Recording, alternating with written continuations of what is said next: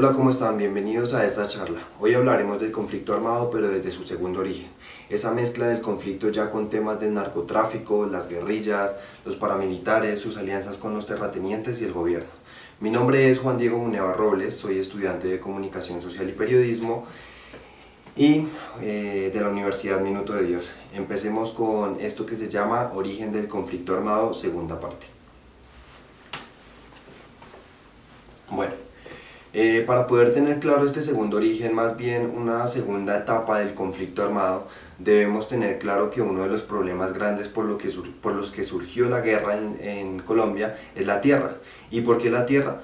Porque a principios del siglo XX la economía de Colombia estaba basada en una valoración de la propiedad privada y en una relación con la industrialización y sus impactos en los territorios. A primera vista no parece mala la idea, si no fuera porque la concentración de las tierras estuvieran en manos de unos pocos, incrementando ese interés de riqueza y poder en el país. Luego pasamos al Bogotazo en 1948, que es allí cuando estalla la violencia. Pasamos por la dictadura de Rojas Pinilla y vamos al surgimiento de las guerrillas, hasta poder llegar a la segunda etapa. Es ahí donde nosotros empezamos esta charla. En 1980 llega la denominada quinta ola de la violencia, marcada principalmente por la relación con el narcotráfico, las guerrillas y el surgimiento de la era más violenta, y es el de los paramilitares. Bueno, como las FARC en este momento estaban en su fase de expansión, influenciados por la ideología política socialista que estaba supliendo necesidades del Estado en varios territorios de Colombia, pero como su fuerza militar era muy baja, lo que significó fue que las FARC tuvieran que tener de alguna manera alguna relación con el narcotráfico para ampliar esa fuerza militar. En 1981 nace el MAS y las autodefensas campesinas del Córdoba y Urabá, y también surgiría el Partido Revolucionario de los Trabajadores de Colombia. Colombia ya para este punto tiene casi 20 años de periodo de violencia. Las guerrillas empiezan a tomar mucha más fuerza en los territorios del país y por este motivo empiezan a surgir nuevos actores en este conflicto. Estos denominados grupos autodefensas o grupos de personas que se arman para defender intereses principalmente de la tierra y del poder con influencia política. En 1982 nacen las autodefensas de Puerto Boyacá y la Asociación Campesina de Ganaderos y Agricultores del Magdalena Medio, y los principios ganaderos terratenientes se ven amenazados por el crecimiento principalmente de las FARC. Entonces deciden hacer estos grupos de actores en generación de conflictos que generarían conflictos mucho más amplios, causando centenares de muertes y desplazados. En 1982 estalla el narcotráfico con la sexta era de la violencia, y este año es el más importante porque Belisario Betancur empezaría a hacer acuerdos de paz con las guerrillas. Sin embargo, mientras los acuerdos iban surgiendo, las FARC iban ampliando sus frentes, reclutando gente.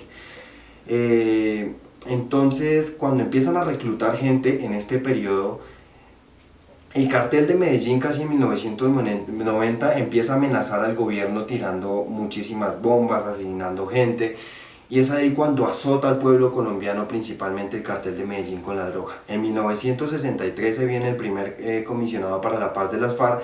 Como se mencionaba, mientras ellos se expandían y ampliaban sus filas, entonces el paramilitarismo seguía creciendo en ese año. Surge el movimiento armado Quintín Lam.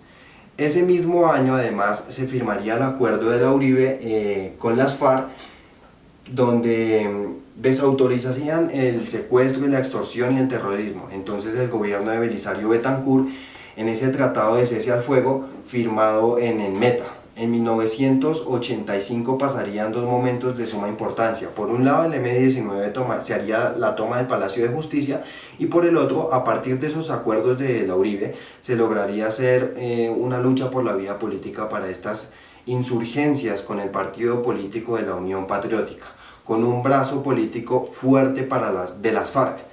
En este periodo, mientras como las insurgencias trataban de realizar sus acuerdos de paz, el paramilitarismo iniciaba acompañado del narcotráfico, donde seguían azotando el país de manera más violenta y temeraria posible.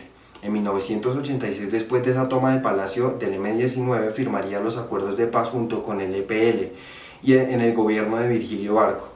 aunque no sería por mucho tiempo porque en 1987 se rompen estos acuerdos, al mismo tiempo que nace Coordinadora Guerrillera Simón Bolívar. A partir de ahí empezamos un ataque sistémico contra la UP, donde se empiezan a exterminar a los dirigentes más importantes, al darse cuenta que el país tendría una nueva forma de ver las cosas para Colombia. Desde el 87 hasta el 92 se harían varios intentos de paz con el M-19, con el EPL, con las FARC, con el ELN, con Coordinadora Guerrilla Simón Bolívar, casi con preacuerdos, pero fueron todos fallidos de paz, sobre todo en el gobierno de Virgilio Barco. Aquí en 1990 es cuando el M-19 se desmoviliza, pero en el 94 se crean las Convivir. Este hecho es de suma importancia porque desde acá empieza la era más violenta de Colombia, donde habría más asesinatos, desplazados. En 1966 se agudiza la reproducción de la coca y viene la séptima ola de violencia. En ese año se consolidan las Autodefensas Unidas de Colombia y se produce la masacre del Aro. Se perpetúa por el corregimiento del Aro en el municipio de Ituango, perteneciente pues a las Autodefensas Unidas de Colombia. Desde el 96 hasta el 2005 se realizan una serie de masacres perpetradas por el paramilitarismo que iría haciéndole frente principalmente a las guerrillas de las FARC, acompañado con unas alianzas de empresarios, terratenientes, grupos políticos para defender los intereses de la tierra y del poder, y es ahí cuando los desplazamientos forzosos se realizan en el país, muchos más desplazamientos. Desde sus masacres se recuerdan la del 2000, la del Salado, la de Bojayá en el 2002, la de Puerto Valdivia en 2005, y toda esta era de Colombia denominada la era más violenta y cruel de la guerra. En ese año, en el gobierno de Álvaro Uribe Vélez, empieza la negociación de paz con la SAUC con el nombre de Ley de Justicia y Paz. En este proceso fue otro de los actos más sucios de la historia de Colombia para la paz, porque fue una estrategia para callar las voces de la verdad de la violencia, porque los principales actores de las autodefensas empezaron a ser asesinados y otros fueron extraditados. Esto significa que para Colombia, a partir de ese momento, entre 1996 casi hasta el 2005, las autodefensas de Unidas de Colombia, junto con el paramilitarismo, junto con las FARC, empiezan a crear una serie de conflicto más agudo en Colombia, donde los desplazamientos forzosos se ven reflejados principalmente en las capitales, en Medellín, en Bogotá, donde empiezan a llegar todos esos campesinos desplazados de la violencia.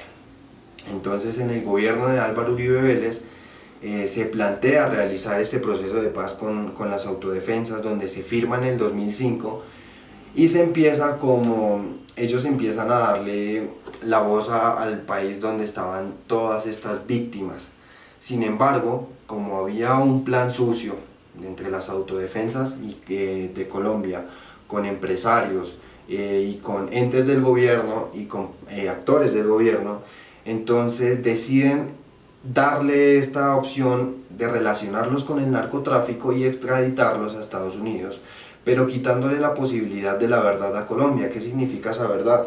Que no se dirían los principales actores relacionados que tendrían que ver o tendrían que estar relacionados directamente con el gobierno.